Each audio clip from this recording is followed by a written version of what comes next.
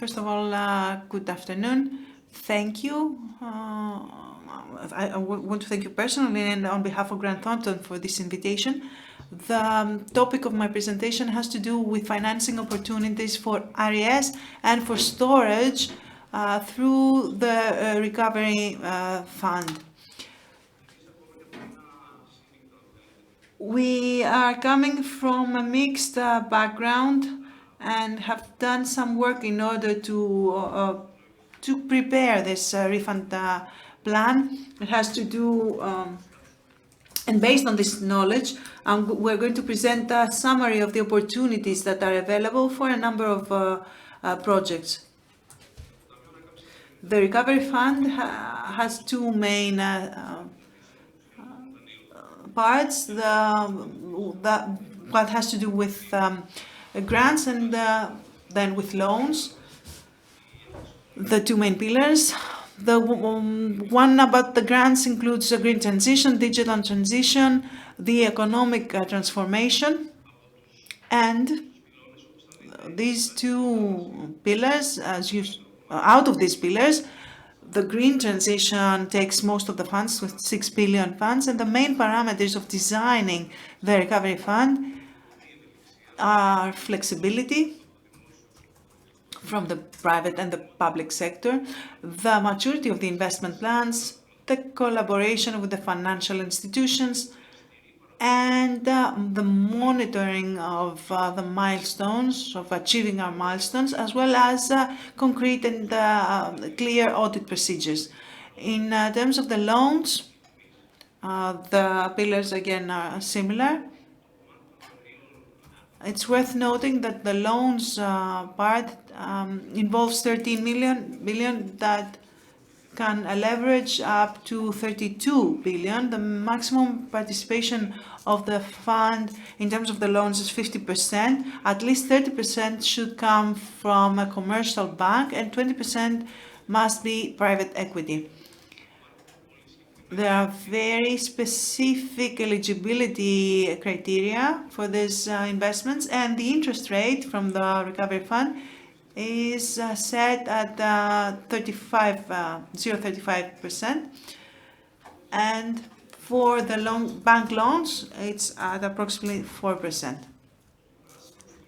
This green pillar has four components. The first one is Power Up, where 1.2 billion will go there. This 1.2 is Renovate.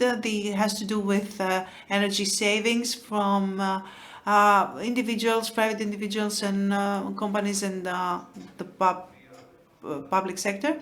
That will involve 2.5 billion. The third axis has to do with electric mobility and innovation with green products, and about $500 million will go there. And then we have another 1.4. This has to do with sustainable resources. Here you can see some of the projects in more detail. I don't want to talk too much about it. It's just to give you a brief summary. What we are most interested in is storage, where 450 million will go. There are many interesting projects that have to do with HEDNO and IPTO and have to support the grid. And there is a project for strengthening the RES special account, and it's only tied to new projects. On the actions, the axis 1.2, the Renovate axis, has to do more with the private sector, and the most important thing is the energy and entrepreneurship part of it. We're channeling 450 million euro there, and it involves with the businesses, hotels, enterprises, and the industry. There's a number of other projects as well. Obviously, we have the Execonomo project, the savings project. We have the preparation of special planning and some projects that have to do with the estate in Tatoi and with the stadium, the Olympic Stadium. There are Interesting projects included in Access 1.3.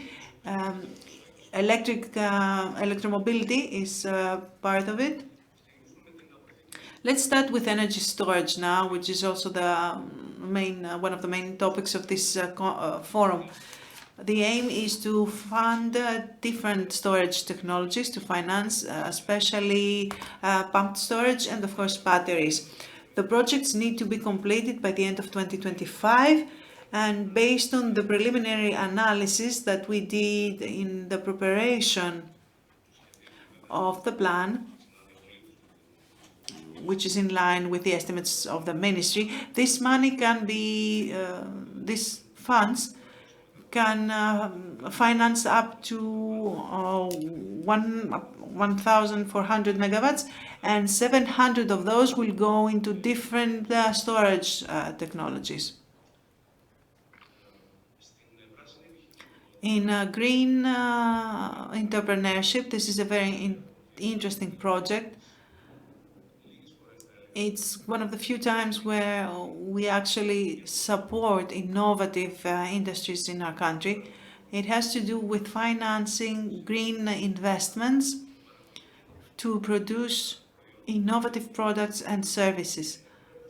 We should note that it's necessary to have a mandatory R&D aspect in all these projects. This project consists of two different sub-projects. The first has to do with the production, with building actually production units, and the second has to do with the construction of the first CCS facility in our country. Potential projects that could be financed, and this is where this program is targeted at, have to do with battery recycling for electric vehicles, the production of electric vehicles, for example, electric scooters, as well as chargers. The eligible investments must must meet one of the following criteria: to create new units, to diversify production into products or services. There has to be a fundamental change in the entire production process, or there has to be the acquisition of assets from a business that, an establishment that has closed, and R&D activities that are focused in identifying technologies for the use of alternative fuels, whether it's hydrogen or batteries. These are the four criteria that must be met. Now, electromobility. The Recovery Fund has provisions for, important provisions for electromobility. There's a budget of 220 million that consists of three sub-projects. The first has to do with the construction of charge points. The second is the subsidies for the purchase of e-taxis, electric taxis, and the third is the replacement of all the buses with electric buses, the fleet of buses. We will just talk about the part that has to do with the charges. The goal is to create about 12,000 charging points in the urban areas. There's going to be a capital support for the purchase of those chargers, because right now the cost is rather high and deters investment. There's also the idea of having these charging points at areas that will be at points of general point of interest, at airports, motorways, ports. And lastly, the mechanism that this will operate, the companies that will be the charge point operators will apply for grants, either for individual points or for clusters of points. Now, energy and entrepreneurship. This has to do with energy savings from businesses. it could be addressed to different types of industries of businesses, but I'd like to talk a little bit more about industries and the way they can improve energy efficiency with heat recovery systems, for example. Of course, different projects will probably be eligible for that. Smart systems, stuff like that. The goal of the project is to also finance SMEs and also larger companies. The estimate is that about 10,000 enterprises will benefit from this. The goal is to save about 380 gigawatt hours, and that will correspond obviously to carbon emission reduction. And that's it. Okay. Just as a last note, the Recovery Fund is a golden opportunity for our country, and it's not something that we see often.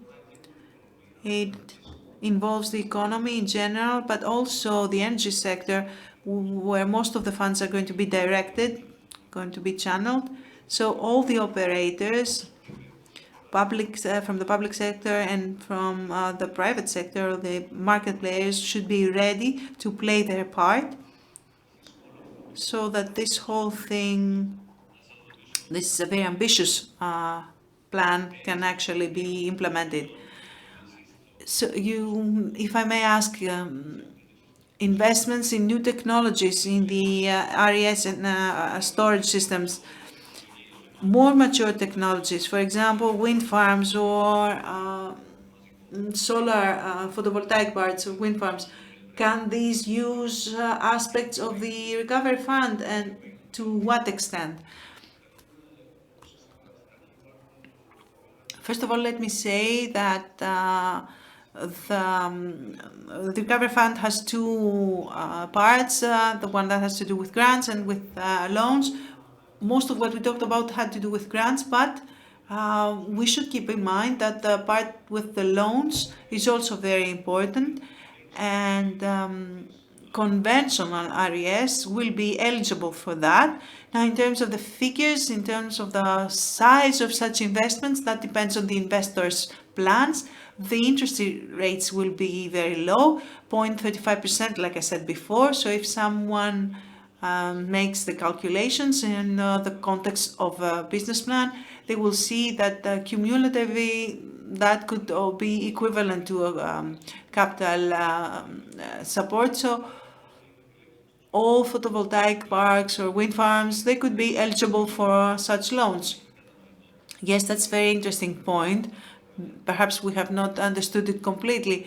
For the first time, after many years, not through a subsidy, but through subsidizing, let's say, the interest rate, the Recovery Fund can provide support for conventional RES. Thank you very much. No, thank you.